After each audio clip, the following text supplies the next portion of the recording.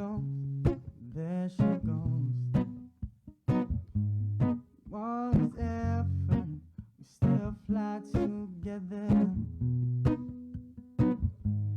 Even though, even though, even though it's not always effort, we still fly together. But to me, you are more than just skin and bones. Right on, 7:13. Wednesday, July 28th. Good morning. It's the Link, Cabo Enterprises, IT&E, Jack in the Box, and Pacific Points, proud to sponsor this show. Good morning. Wednesday, July 28th. Let's head into the KUAM News Link Zoom room where Senator Frank Blas Jr. is standing by under the canopy outside, sipping his coffee. Fresco out there, Senator? It's very cold, cool out here. It's nice and breezy. Good morning, guys. Well, Good morning. If you want breezy, you came to the right station. Well, my screen says you're muted. no, I'm not, definitely. Can you hear us? Okay. I can hear you guys. I know a lot of people wish I was, but I'm here. So, Senator, I read with great interest your release that you released out yesterday. Bree, that was a pretty good one. Yeah, pretty good. But realistically, I just don't know how this is going to work when the AG's office kind of was providing, advice on this whole mess. Well, that's an issue, Bree, quite honestly, that the AG is going to have to resolve.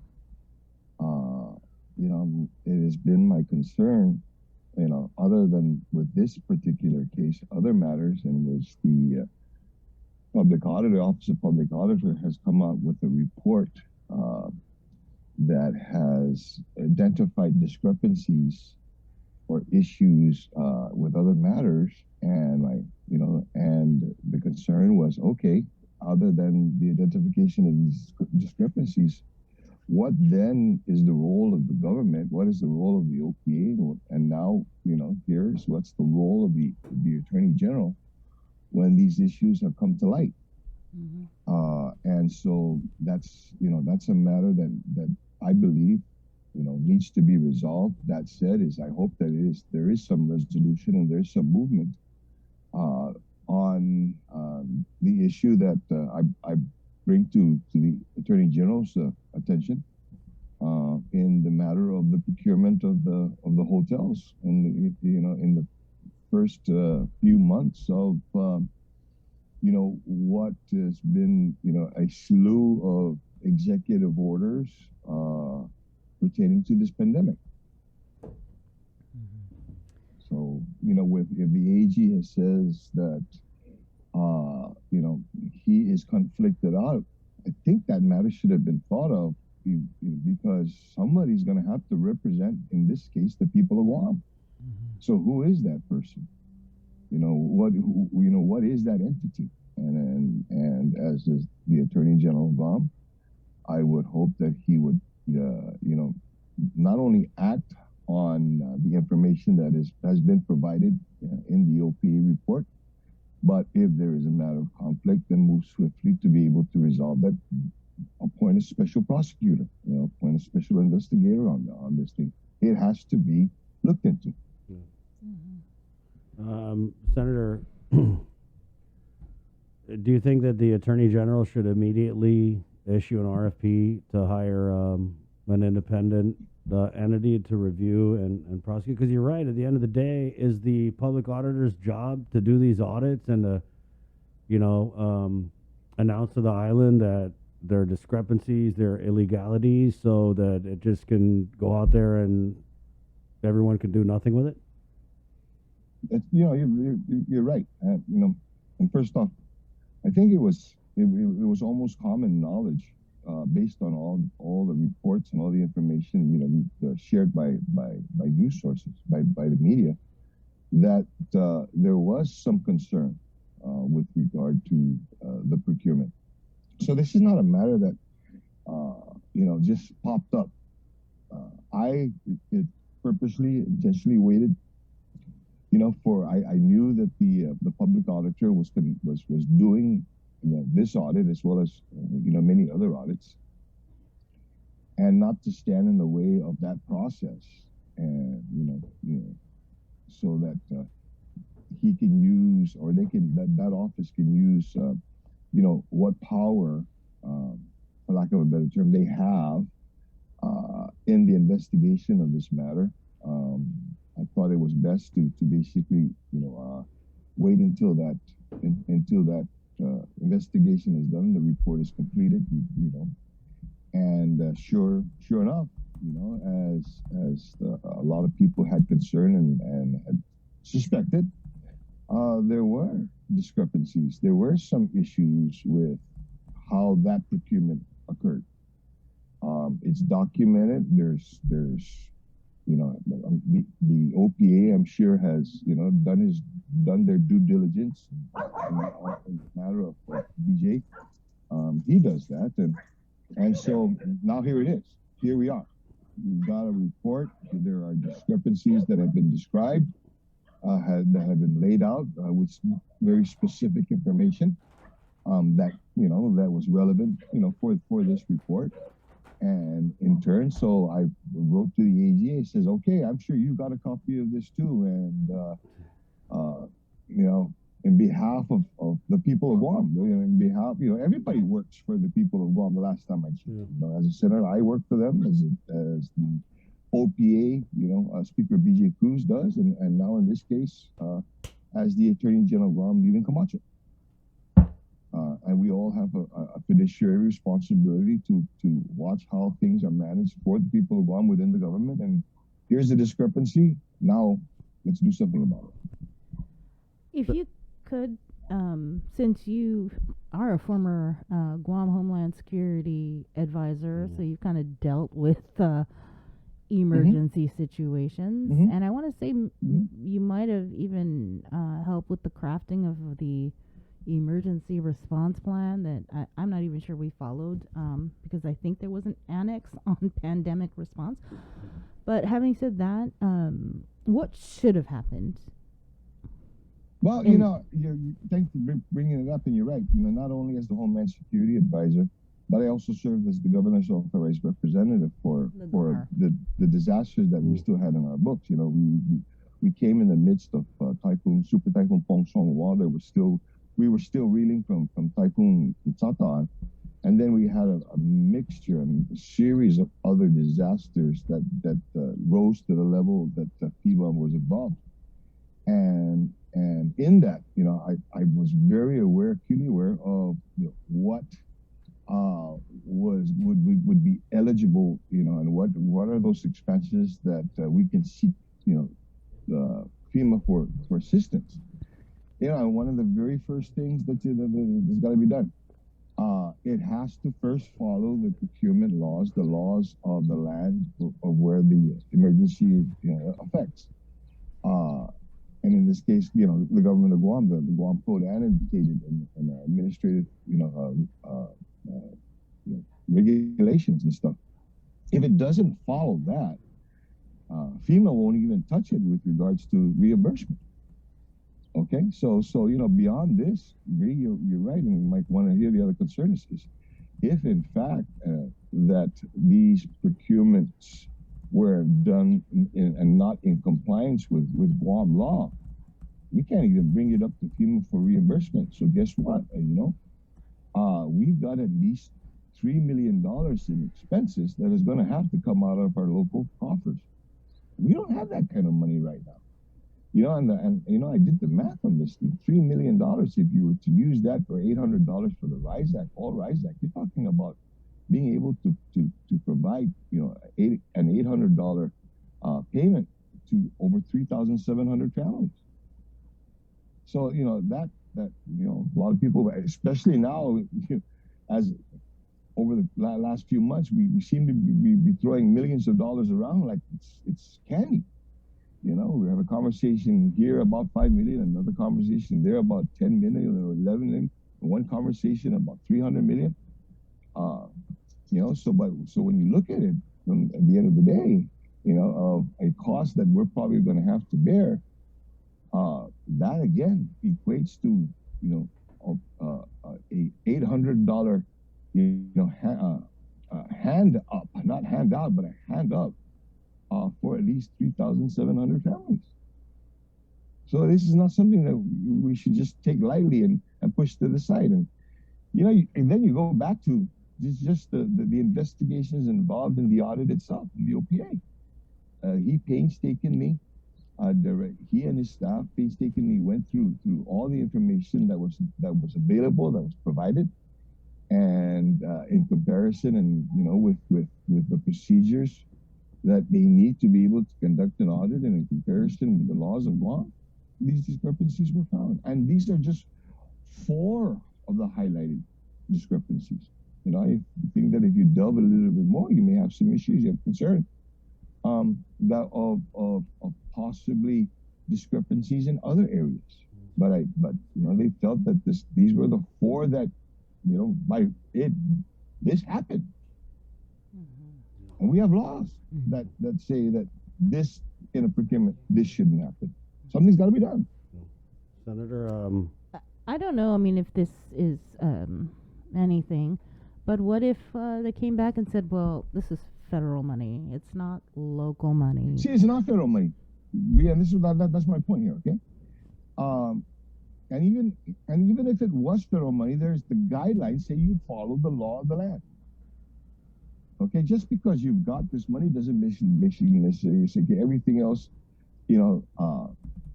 goes out the window. There has to be some process. There has to be some guideline so that it can pass muster.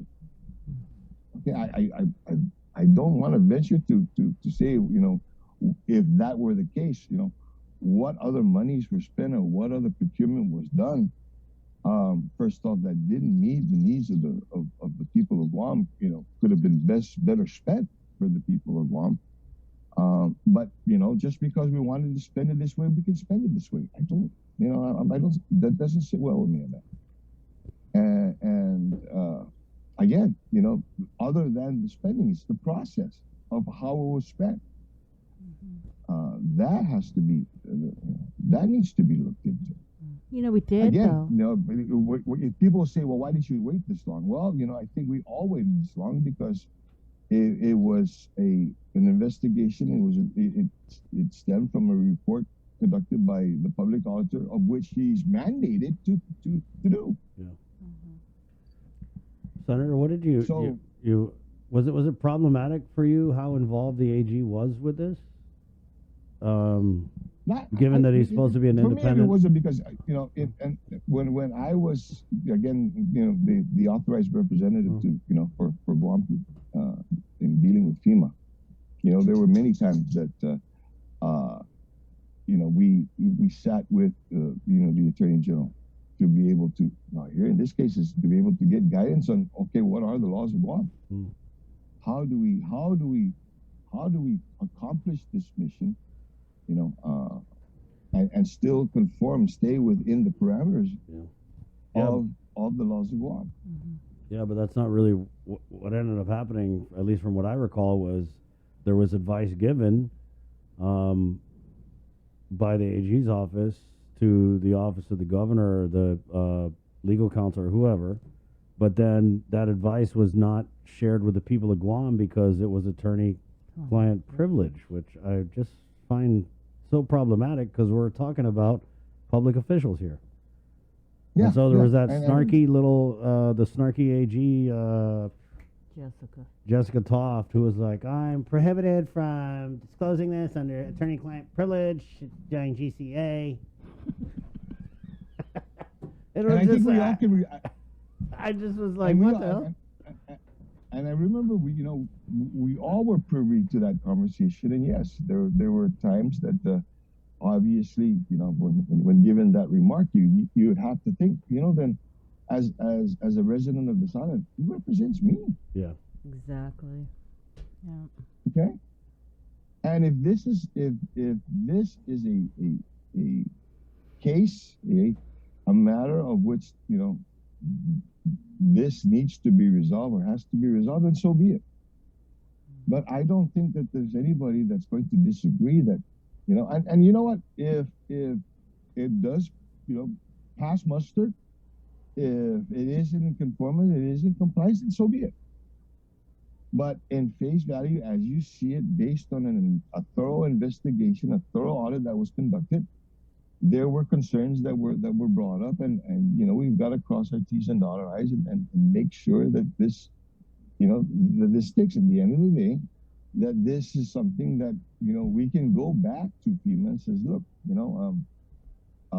these were costs associated with our response to an emergency, and we'd like to be able to see if we can get some reimbursement in this. Other than that, it's going to come out of our pockets. But what do you make though of what we've heard is I don't know if it's an excuse, but it wasn't we were in a rush. It was an emergency situation. Tim Uggan dropped the ball. We had to get these. Yeah. You brought it up at the start of this conversation. There was a response plan. There was an emergency response plan that was put together. Albeit, in the response plan, it's dynamic, it changes. But there was a framework, there was a basis to be able to do these things. Something that has been in the books for well over a decade prior to this. As a matter of fact, from my understanding, there was an exercise to test that response plan that was conducted prior to us going into lockdown. Okay? And if you did a thorough exercise, you would have gone into those areas, because that is one important, as far as emergency functions is in the procurement. I remember a conversation I had with Senator Tony Adams many months ago, because when I was the Homeland Security Advisor, I remember I reached out to him as the owner of a mortuary and said, I said, Parker, can you do me a favor? Can you help us out putting this emergency response plan with regards to a pandemic and put together, my mortuary plan? Okay, and I remember, that we were concerned first off the number of refrigerated containers that we have, where we were going to be able to put this, but it was a discussion based on something that was in place already. Mm-hmm. So to say that, and the other thing too is in all the disasters that we have to prepare for, one of the constants in a disaster response plan is how you're going to buy things to respond to this. So, when we started this conversation, there was a response plan. There is a response plan. There is a plan. I was really dumbfounded, taken aback when one of the first reports was, "Oh, we don't have a plan, so we're just working on it right now." I'm like, what? What did you do that 3 weeks ago at the Pacific Star Hotel? So no, yeah, there is. And, as again, like I said, it's dynamic, because not every disaster and not every emergency is the same. So there may be some tweaks and some changes in the thing. But to say that you didn't have anything to begin, and from my understanding, if you look at the reports and everything, okay, there was these preparations that were going on since January of 2020. Mm-hmm. The procurements weren't done until March. What happened in those 2 months that you can't fix? And you couldn't address some of the concerns, or some of those areas in the response plan that just didn't quite fit this response, this anticipating response. So for me, those are more excuses than reasons. And as a result of this is what has happened. And remember, this is not a report. This is not something that was conducted by Frank Blas or KUM News Crew, and as far as, investigative reporting. This was done, in a parameter set for a audit on procurement matters that, BJ and his crew do on a regular basis. And in this case, in this instance, they found some discrepancies that are a matter of great concern. And here is where you have, again, now the ball is in the Attorney General's court. And I'm asking him to move forward in it. Yep. Yeah, we did. I reached out to the AG's office yesterday for a response. You know, What but did they say? uh, we they acknowledge receipt and are reviewing it. Yeah, but Pretty much it. Senator, I just got to say the precedent that's coming to my mind is this whole Jack Hattig land trust never resolved thing, where the Attorney General representative on the Land Trust Commission had advised the board that it was okay to go into executive session to discuss those land reports. And then so when we had asked the AG about that issue, because I know that Senator Brown had raised concerns, and I think the speaker had forwarded stuff to the AG. I want to say what he had said was, oh, well, we had somebody on that, and they gave the advice. So Well, yeah, what's going to stop them from saying that with this situation? Oh, yeah, we had an AG. You heard her. She kept saying attorney-client privilege. That's what it was. But then it doesn't answer the question. Yeah, okay? I know. It doesn't answer the question. I've found many instances where you ask a question and then you're given an answer, and the answer's got nothing to do with the question. So I think it's incumbent that we got to go back and say, look, thank you for a response, but answer my question.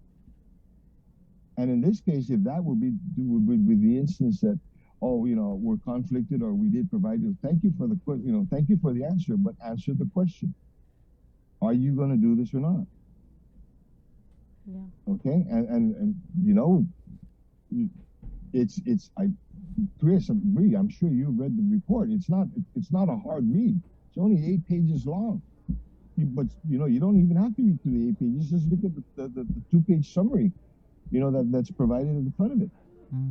Just that alone, going back, somebody would look at it and says, so, we can't let this go. Yeah. We can't let this go. Something's got to be done. Speaking of the report, did you read the governor's response, and just in particular to the conflict of interest part, where the legal counsel was like, "That's hearsay." Yeah. But it's not. It was like widely reported in several different media. Well, hearsay and what happens on social media can sometimes be two different things. Okay? And let that be again something that that is looked into. And I think the long and short of this whole conflict of interest thing is that this hotel in question was struggling to pay their loan from a certain bank. We all know what bank. And the governor's son-in-law and former legal counsel had worked at that bank, and then went from that bank over to Adelup. And so it would imply that, hey, I know those guys they're way behind on their payment. Oh, damn, we're going to lose on this one. We're going to take them to court. They're going to pay $2 a month for 100 years to clear it. Oh, we don't want that. Let's go give them a fat quarantine contract the way to make our money back. I mean, that's the long and short of it, right? The last time I checked my abacus, 1 + 1 still equals 2. Not 11. Okay. Well, here's where the argument is at. Okay. Has the battery in my abacus run out, or is it, or the beads on it, offset? I don't know, but somebody's got to look into this. Again, this is not something that was concocted by Frank Blas or as a result of investigating reported by KUF. This was as a result of an investigation and a report prepared, and provided by the individual charged with conducting, looking into the affairs and the matters of the government of Guam in this particular instance. So what now? We're just going to say he's lying? He doesn't know what he's doing? I don't think so. Well, if you get a response, please let us know if you hear back from the AG. I sure will. It's again, if people ask, why it took so long, it's because, we have to give the process, we have to give the opportunity for the public auditor to do his fiduciary responsibility, to do his duty, and then we go from there. This is not based on conjecture. This is not based on assumption. This is not based on rumor. This is not based on everything that happens off of Facebook or Instagram. This is based on an investigation that was duly conducted based on guidelines provided to conduct an audit. And in this process, they found that there were discrepancies, in the procurement, that not only undermined the integrity of how the government is supposed to conduct procurement, but it's also there were some somebody broke the law, and our people, the community, should expect if the law is broken, then there's consequence to that.